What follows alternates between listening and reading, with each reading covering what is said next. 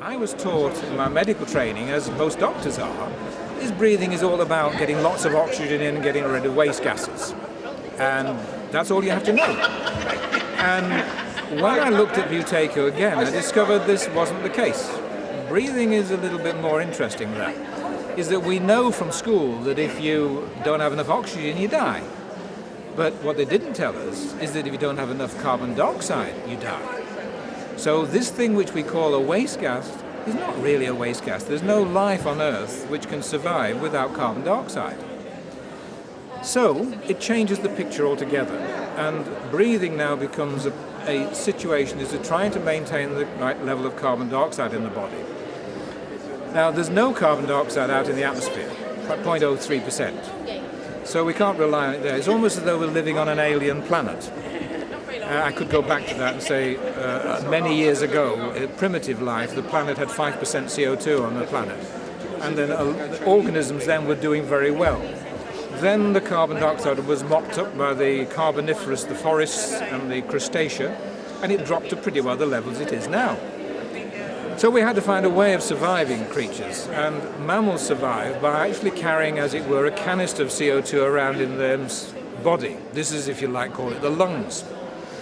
So if you now visualize us all like on an alien planet, instead of an oxygen tank on the back, we've got a CO2 tank in our lungs. And the job we're trying to do is to maintain the right level here. We need 6% CO2 in the bloodstream. If we don't have it, we're in trouble.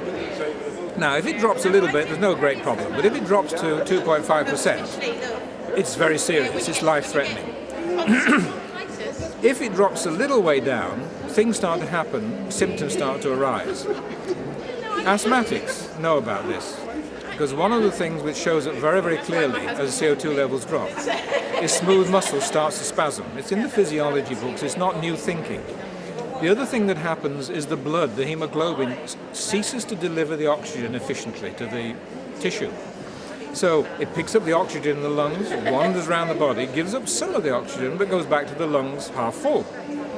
So the combination of restricted airflow because of the spasming of muscles, the restricted production of supply of oxygen to the tissue produces a whole range of very unpleasant symptoms. The asthmatic knows about this. The treatment of asthma is to open the airways with bronchodilators, which curiously enough are adrenaline based, and therefore increase the breathing. Which takes me back to this breathing matter.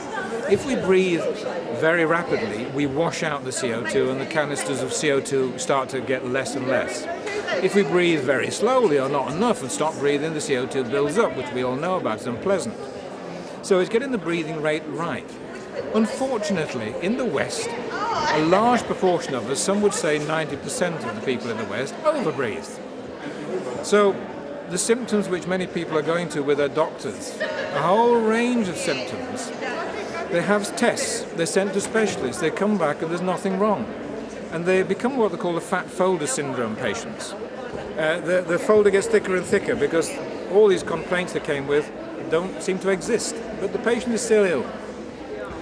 While I was being trained as a Buteyko practitioner, one of the other girls on the course was a fat folder syndrome patient. And she went to her doctor with the 50th complaint, and he was away, and a locum was there. And the locum was Russian.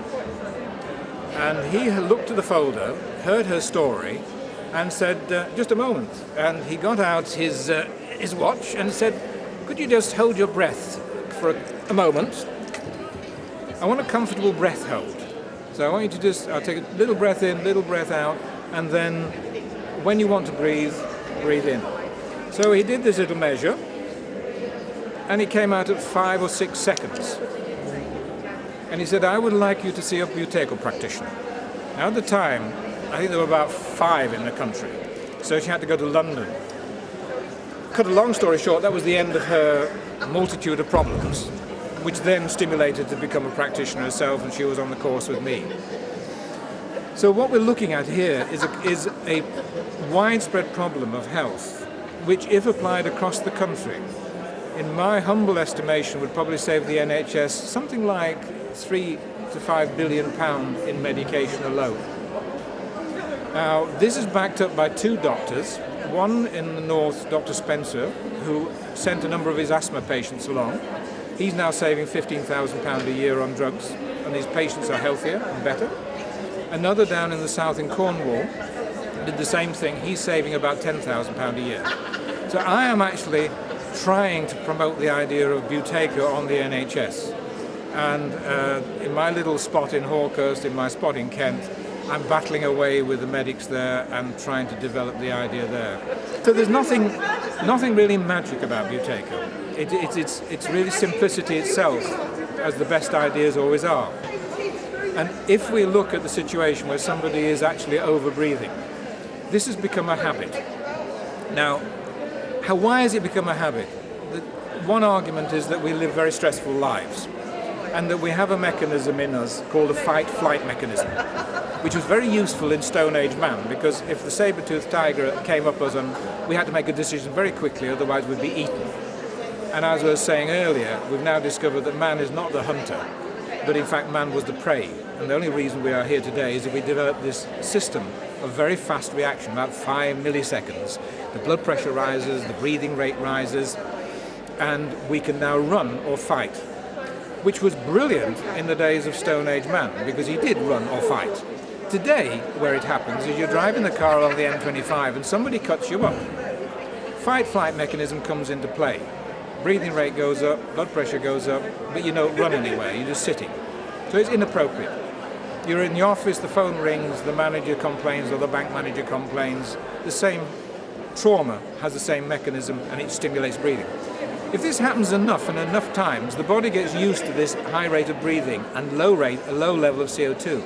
So the receptors in the brain, this is getting really technical now, the receptors in the brain which are up here, register the CO2 levels and tell you when to breathe.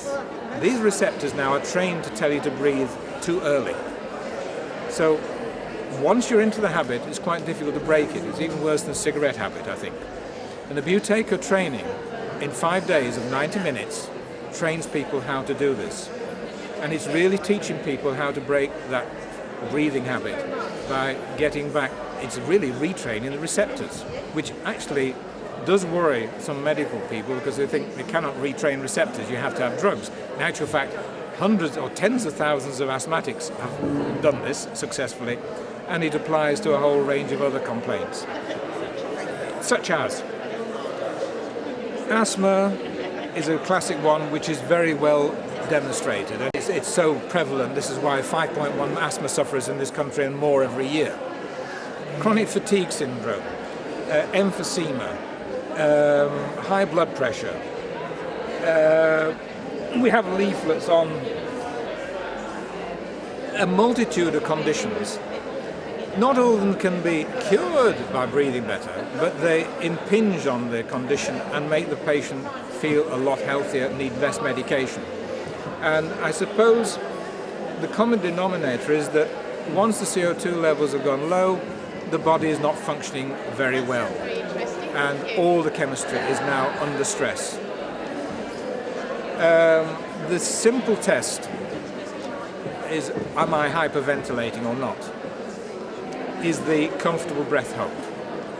And anybody can do this with a stopwatch. So all you do is you're sitting quietly, relaxed, close the mouth, keep the mouth closed, take a little breath in, an ordinary breath in, an ordinary breath out, hold the breath, check the time. When you feel you want to breathe, however many seconds have passed, that is your comfortable breath hold, which is called a controlled pause. And it is a very rough guide to the level of CO2 in your body. If it's 10 to 15, it's pretty bad, and you probably have symptoms, you know about it. If it is 20, 30, you may not know anything's wrong, but you have occasional dizziness, occasional weakness, tiredness, odd symptoms. And there's about 150 symptoms you can look at. A healthy person should be able to hold their breath comfortably for about 35 to 45 seconds. And in my experience, there are not many people I've seen who can make that. So I go along with the view that 90% of us in the West, 90% of the people I see are hyperventilating. And here's a freebie, is that if you want to start treating yourself today, keep your mouth closed. Always breathe through the nose. And that's part of the solution.